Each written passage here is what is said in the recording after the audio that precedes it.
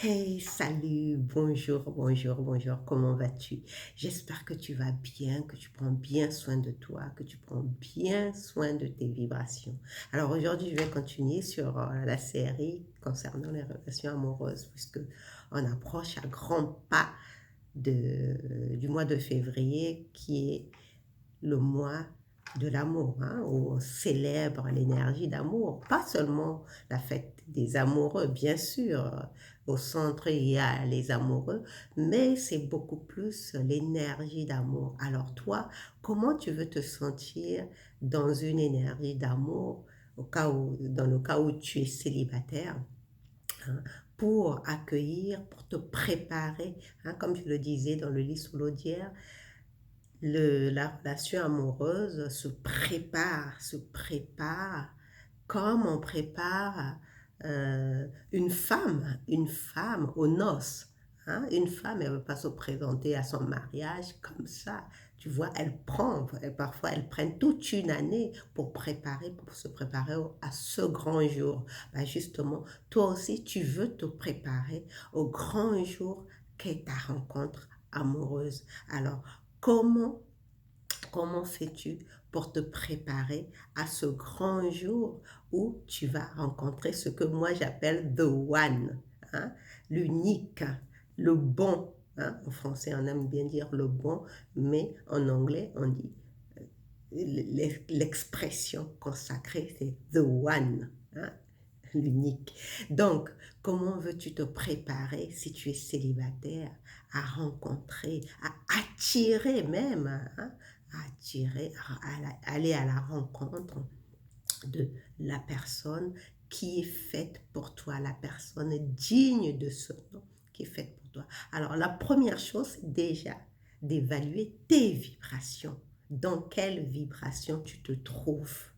Est-ce que tu te trouves dans de bonnes vibrations ou est-ce que tu te trouves dans une énergie du désespoir, hein? Comme je le partageais dans le lit solodière, hier je te disais, euh, quand tu es dans le désespoir, bah, tu risques d'attirer aussi une personne désespérée. Et toi, tu ne veux absolument créer une relation désespérante, hein? Créer une situation de désespoir et une situation désespérante. Et toi, tu ne veux absolument pas être dans ce genre de situation quand tu vas rencontrer ton partenaire, hein, pour lequel tu t'es préparé. Donc, tu veux déjà vérifier dans quelle énergie, dans quel état vibratoire tu te trouves. Est-ce que tu sens que tu es en train d'être dans l'attente, euh, justement, hein, tu désespères de ne jamais rencontrer quelqu'un. Donc tu es dans l'attente, tu te languis. Non, si tu es dans cet état-là, décide-toi, choisis très très vite de libérer cette énergie de l'attente, parce que ce que ça risque de faire, c'est attirer quelqu'un qui est dans une situation qui n'est pas adéquate pour ce que tu désires réellement. Bien sûr, il y a le jeu de vibration qui va faire que vous allez être sur la même longueur d'onde, dans le sens de l'attente. Mais toi, tu ne veux pas être dans cet état d'attente, parce que celui qui dit attente dit affamé.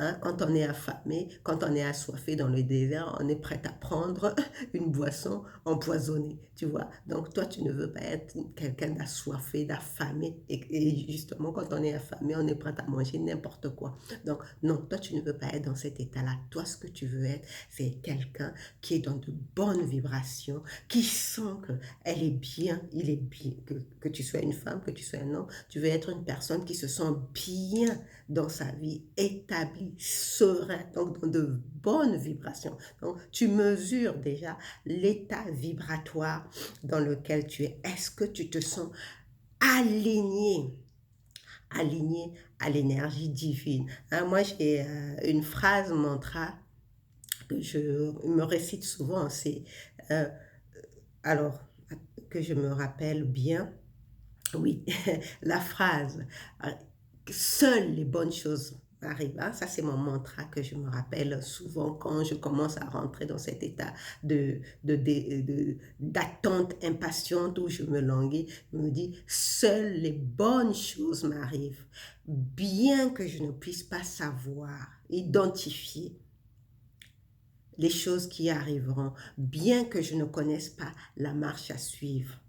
Bien que je n'ai pas toutes les réponses, je sais qu'en avançant dans le temps et l'espace, le chemin me sera montré. Je sais que je trouverai en avançant. Tu vois, ce genre de phrase, ça te permet de te détendre. Hein? Tu te rappelles que seules les bonnes choses t'arrivent, seules, quoique tu n'aies pas toutes les réponses. Quoique tu ne puisses pas identifier la porte, quoique tu ne connaisses pas la marche à suivre, tu sais seulement qu'en marchant, qu'en te déplaçant dans le temps et l'espace, le chemin te sera ouvert. Tu sais que la vérité se révélera à toi et la vérité amoureuse de ta vie. Donc, toi, tout ce que tu veux, c'est rester dans de bonnes vibrations, dans les vibrations les plus élevées. Ensuite, la deuxième chose à faire, c'est de vraiment savoir, détailler ce que tu attends, ce que tu désires vraiment de ce partenaire. Est-ce que tu veux que ce soit quelqu'un d'intelligent? Oui, toi, tu veux être avec quelqu'un d'intelligent, tu ne veux pas être avec quelqu'un d'inculte qui semble ne rien comprendre aux choses de la vie. Donc, tu veux être avec quelqu'un d'intelligent. L'autre chose, est-ce que tu veux être avec quelqu'un de libre et disponible? Bien sûr, parce que tu ne veux pas te retrouver à t'embringuer dans une relation avec quelqu'un de volage qui court d'un partenaire à un autre, ou bien qui est déjà engagé dans une autre relation avec quelqu'un d'autre et qui te le cache. Non, toi, tu vas te retrouver dans une situation abracadabrante, scabreuse, où tu ne peux pas t'en défaire parce que tu t'es déjà mis dans la relation. Non, toi, ce que tu veux être avec quelqu'un de libre et de disponible. Tu veux être avec quelqu'un qui a l'esprit ouvert. Hein, parce que quelqu'un qui a l'esprit ouvert, c'est quelqu'un qui est prêt à accueillir les merveilles de l'univers. Or, quelqu'un de fermé, toi, tu n'en veux pas parce que c'est quelqu'un de conformiste qui est limité dans la 3D, hein, parce que de plus en plus on parle de rentrer dans la 5e vibration et de quitter cette énergie de la 3e dimension. Donc nous, on veut être avec quelqu'un qui a l'esprit ouvert, qui veut suivre l'alignement, ce nouveau paradigme de l'ère du Verseau. Hein? Tu sais, l'ère du Verseau, c'est les énergies renouvelées de la Terre dans laquelle on est en train de rentrer. Donc, tu veux être avec quelqu'un qui a l'esprit ouvert. Bah, tu veux peut-être être avec quelqu'un qui est libre financièrement, parce que si tu n'es pas avec, si tu te retrouves dans une relation avec quelqu'un qui est nécessiteux, qui attend de toi que tu fasses tout pour lui, que ce soit un homme, hein, c'est valable. Moi, je me suis retrouvée comme ça dans une relation, hein, j'en ai déjà parlé avec quelqu'un qui avait des difficultés financières et que c'est moi qui ai dû l'aider. Hein. Donc, toi, tu ne veux pas, toi, ce que tu veux, c'est quelqu'un qui soit libre financièrement et veille à ce que toi-même, tu travailles, même si tu peux avoir des petites difficultés financières, mais sache que tu es en train de travailler à te libérer de de cet emprisonnement, hein, de cette énergie, voilà, de cette énergie de la pénurie. Donc, tu veux avoir quelqu'un qui est libre financièrement, pas forcément quelqu'un de riche. On ne parle pas ici de richesse financière, parce que la richesse, on l'a en soi, la richesse, l'abondance, on l'a en soi. Tu veux être avec quelqu'un qui se sent libre de créer financièrement, hein, libre d'être riche. Donc, c'est à toi de bien détailler, hein, ce que tu veux réellement, quel type de partenaire tu veux. Parce que si tu ne le fais pas, tu lances ta commande à l'univers. Hein. Tu lances ta commande à l'univers, tu dis, moi, je suis prête, je me sens dans de bonnes énergies et je veux un partenaire. Je désire un homme, ou bien si tu es un homme, je désire une femme. Mais qu'est-ce que l'univers va faire? L'univers, n'ayant reçu aucun détail de ta part, ben, il va aller puiser dans les membres de ta famille.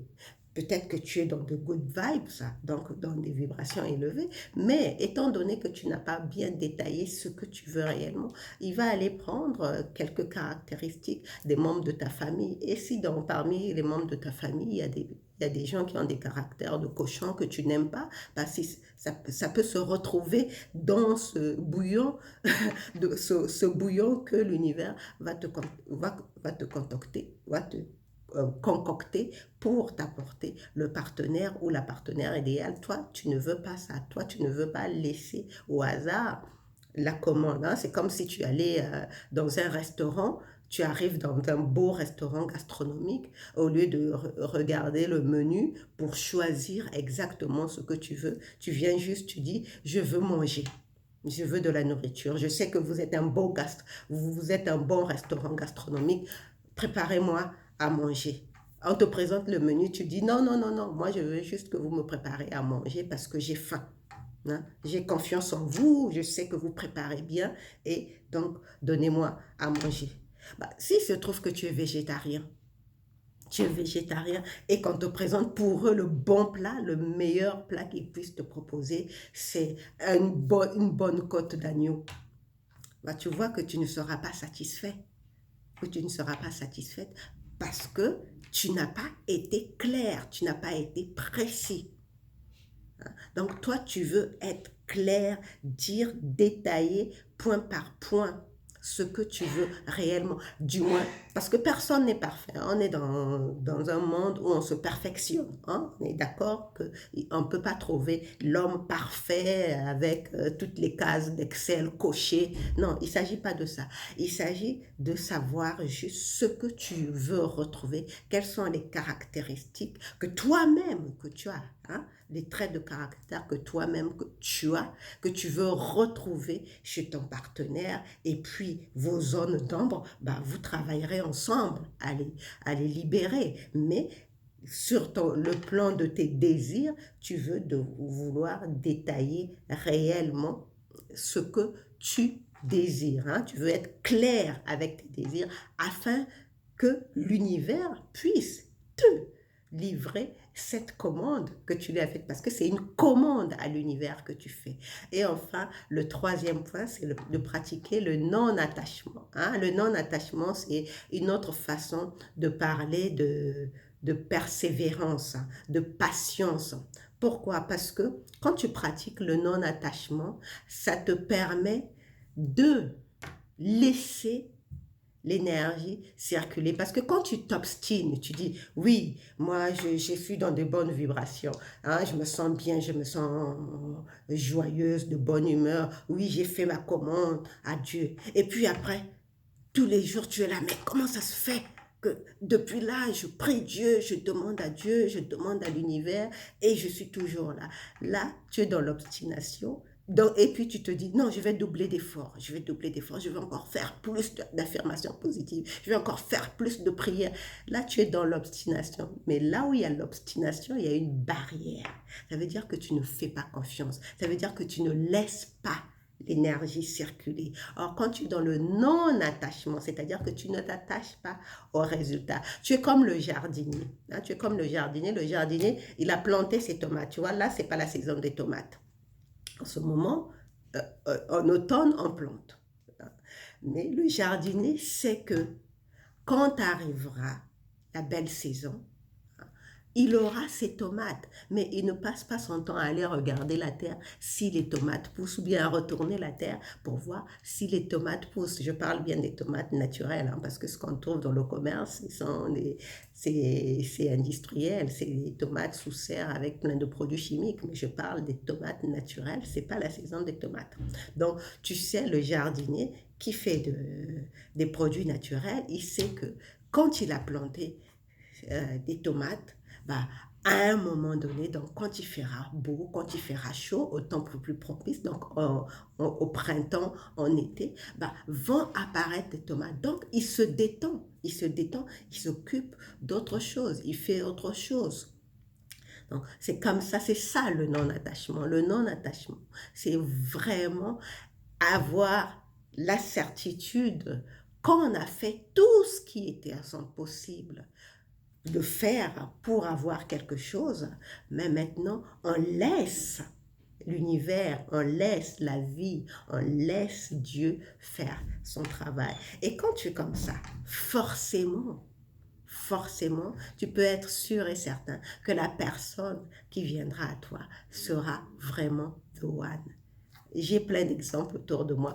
Personnellement, je ne l'ai pas encore expérimenté, mais je suis sûre et certaine que c'est comme ça que ça fonctionne parce que les experts qui en parlent, que ce soit ma coach Alexandra Villarroel-Abrego, qui elle-même est passée par ce processus, que ce soit Marisa Peer, qui est ma formatrice en ce moment, et que ce soit Bruce Lipton, mon mentor en biologie, en biologie des croyances, hein, ce que je suis en train d'étudier aussi en ce moment, bah, tous, ils ont fait cette expérience-là et ça fonctionnait. Donc, quand les experts te parlent, du moins les grands experts, hein, les experts authentiques, pas ceux qu'on voit sur les plateaux télé, qui viennent faire leur cinéma, mais quand vraiment quelqu'un te témoigne de son expérience, tu peux être sûr et certain que ça fonctionne. Il suffit juste d'écouter et surtout d'être dans les vibrations les plus hautes et toujours de rester dans son vortex le plus positif.